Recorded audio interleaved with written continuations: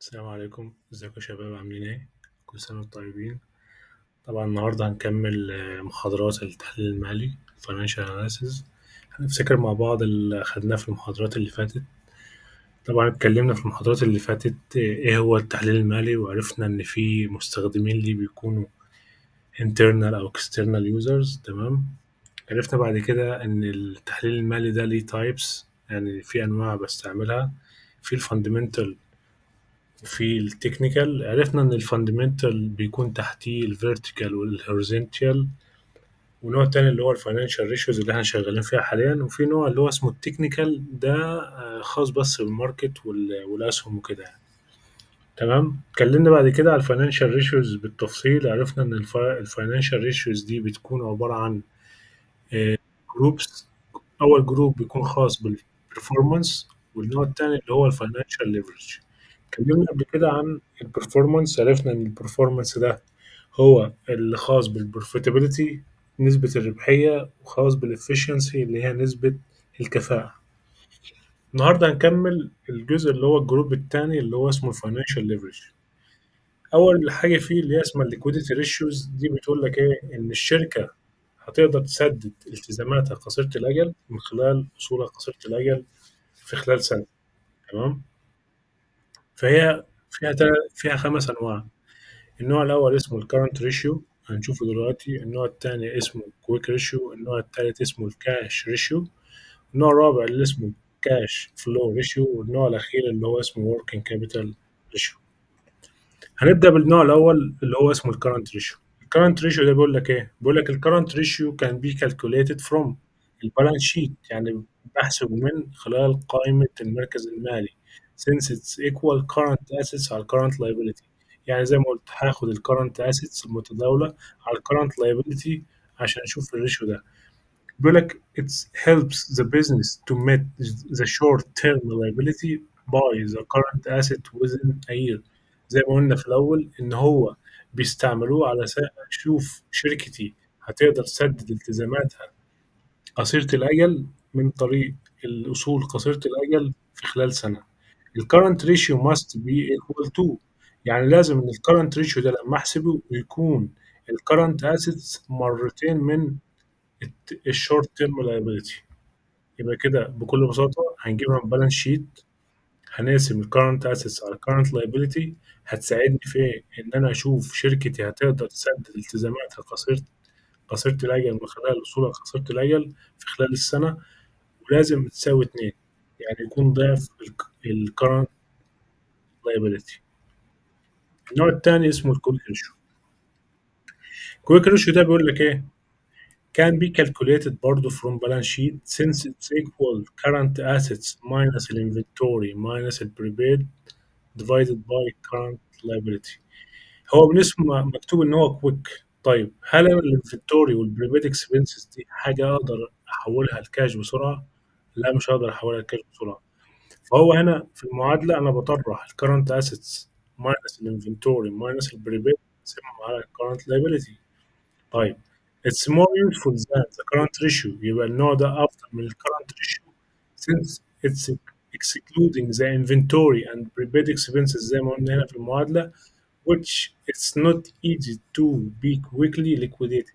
يعني ما ينفعش أنا أحوّل الinventory والprepaid expenses دول لكاش بسرعة، فعشان كده إيه، باشيلهم من المعادلة.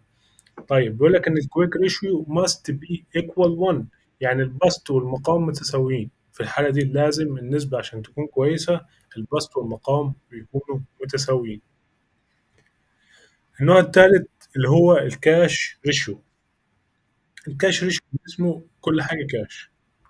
تمام. باحسبه إزاي بقى الcash ratio ده؟ بيقول لك برضه it can be calculated from balance sheet since it's equal الcash plus الcash equivalent يعني النقدية وما في حكمها plus الinvestment divided by current liability.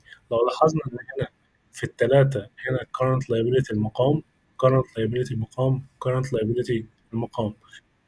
more useful than the quick ratio. يبقى أنا هنا النوع ده اللي هو الكاش أفضل من الquick ratio. ليه؟ since it's excluding other current assets and including only الكاش and investment. زي ما قلنا هنا ان الكويك ريشيو انا بشيل منه ايه؟ بشيل منه الانفنتوري والبريبيد، تمام، وبخلي الحاجات الاصول التانية. هنا انا بس بخلي من الاصول المتداوله بس الكاش والكاش ايكوفالنت والاستثمارات، يعني بمعنى صح كده بخلي بس الكاش، بنود الكاش كلها. فعشان كده هو افضل من الكويك ريشيو، لان الكويك ريشيو كان بيشيل لي ايه؟ بيشيل لي بس الانفنتوري والبريبيد اكسبنسز. طيب النوع الرابع الكاش فلو ريشيو. بيقول لك ايه؟ الكاش فلو ريشيو كان بي calculated from balance sheet and statement of cash flow، يعني بيجيب الحسبه بتاعته عن طريق البالانس شيت وعن طريق الستيتمنت اوف كاش فلو. طيب ايه اللي باخده من الكاش فلو؟ باخد من الكاش فلو الاوبريتنج كاش فلو. احنا عرفنا ان الستيتمنت اوف كاش فلو فيها investing وفاينانسنج والاوبريتنج. فانا من الكاش فلو هاخد بس الاوبريتنج، هقسم على الكرنت لايبيلتي. لو لاحظنا برضو ان الكرنت لايبيلتي في الليكويديتي ريشيوز كلها بتشوف ان الشركه هتقدر تسدد التزاماتها خسرت الاي ولا لا، فعشان كده بتكون في المقام. تمام. الكاش فلو ريشيو sees how many times that the cash generating from operations is greater than the current liability. يبقى هو هنا بيشوف الكاش اللي جالي من الاوبريتنج ده اعلى بكم مره من الكرنت لايبيليتي. ده فائده الكاش فلو ريشيو. تمام. النوع الأخير اللي هو الخامس working capital ratio. working capital ratio can be calculated from balance sheet، بحسب عن طريق البالانس شيت since it's equal current assets minus current liability على التوتال assets. يعني بجيب ال current assets بخصم منها ال current liability وبقسمها على التوتال assets مجموع الأصول اللي عندي. يبقى كده احنا عرفنا النهارده 5 أنواع: current ratio، quick ratio، cash ratio، cash flow ratio، working capital ratio. فهو الأربع أنواع.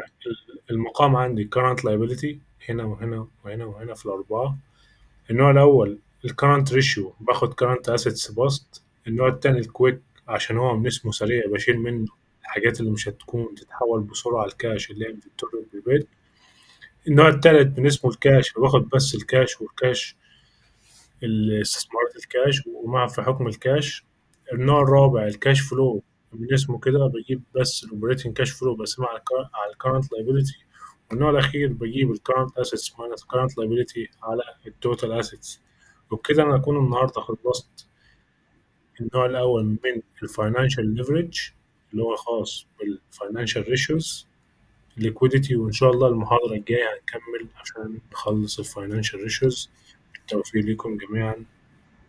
سلام عليكم.